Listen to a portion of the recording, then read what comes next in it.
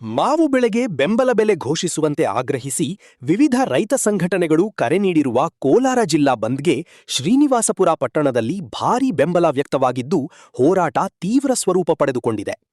ಬೆಳಗ್ಗೆಯಿಂದಲೇ ರೈತ ಮುಖಂಡರು ಹಾಗೂ ಹೋರಾಟಗಾರರು ಪಟ್ಟಣದ ಪ್ರಮುಖ ರಸ್ತೆಗಳಲ್ಲಿ ಮಾವಿನಕಾಯಿ ಸುರಿದು ಪ್ರತಿಭಟನೆ ನಡೆಸಿ ಸರ್ಕಾರದ ವಿರುದ್ಧ ಘೋಷಣೆಗಳನ್ನು ಕೂಗಿದರು.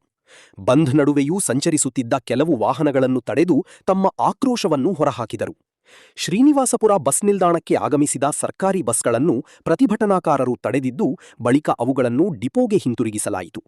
ಇದರಿಂದ ಪಟ್ಟಣದ ಸಾರಿಗೆ ವ್ಯವಸ್ಥೆ ಬಹುತೇಕ ಸ್ಥಗಿತಗೊಂಡಿದೆ. ಪಟ್ಟಣದ ಪ್ರಮುಖ ವೃತ್ತಗಳು ಹಾಗೂ ರಸ್ತೆಗಳಲ್ಲಿ ರೈತರು ಜಮಾಯಿಸಿ ಮಾವು ಬೆಳೆಗಾರರ ಸಂಕಷ್ಟಕ್ಕೆ ಸರ್ಕಾರ ತಕ್ಷಣ ಸ್ಪಂದಿಸಬೇಕು ಹಾಗೂ ಬೆಂಬಲ ಬೆಲೆ ಘೋಷಿಸಬೇಕು ಎಂದು ಒತ್ತಾಯಿಸಿದರು. ಸರ್ಕಾರದ ನಿರ್ಲಕ್ಷ್ಯ ಧೋರಣೆಯನ್ನು ಖಂಡಿಸಿ ಪ್ರತಿಭಟನಾಕಾರರು ಘೋಷಣೆಗಳನ್ನು ಕೂಗಿದರು.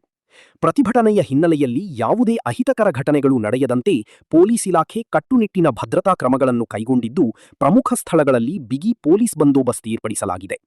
ಬಂಧಿನ ಪರಿಣಾಮವಾಗಿ ಶ್ರೀನಿವಾಸಪುರ ಪಟ್ಟಣದಲ್ಲಿ ವ್ಯಾಪಾರ ವಹಿವಾಟು, ಸಾರ್ವಜನಿಕ ಸಂಚಾರ ಹಾಗೂ ದೈನಂದಿನ ಚಟುವಟಿಕೆಗಳಲ್ಲಿ ವ್ಯತ್ಯಯ ಉಂಟಾಗಿದ್ದು, ಬಂಧ ವಾತಾವರಣ ನಿರ್ಮಾಣವಾಗಿದೆ.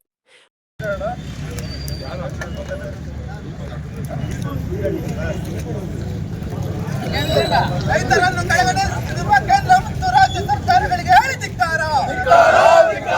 ಬೆಂಬಲ ಬೆಲೆ ಘೋಷಣೆ ಮಾಡಲೇಬೇಕು.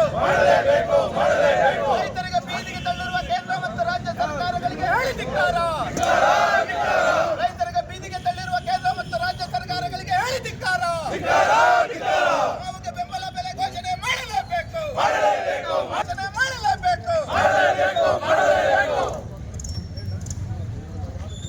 ಬೆಂಬಲ ಬೆಲೆ ಘೋಷಣೆ ಮಾಡುವ ಕೇಂದ್ರ ಮತ್ತು ರಾಜ್ಯ ಸರ್ಕಾರಗಳಿಗೆ ಹೇಳಿ ಧಿಕ್ಕಾರ. ರೈತರನ್ನ ಸರ್ವನಾಶ ಮಾಡಲು ಹೊರಟಿರುವ ಸರ್ಕಾರಗಳಿಗೆ ಹೇಳಿ ಧಿಕ್ಕಾರ. ಮಾವು ಬೆಳೆಗಾರರನ್ನ ರಕ್ಷಣೆ ಮಾಡುವ ಸರ್ಕಾರಗಳಿಗೆ ಹೇಳಿ ಧಿಕ್ಕಾರ.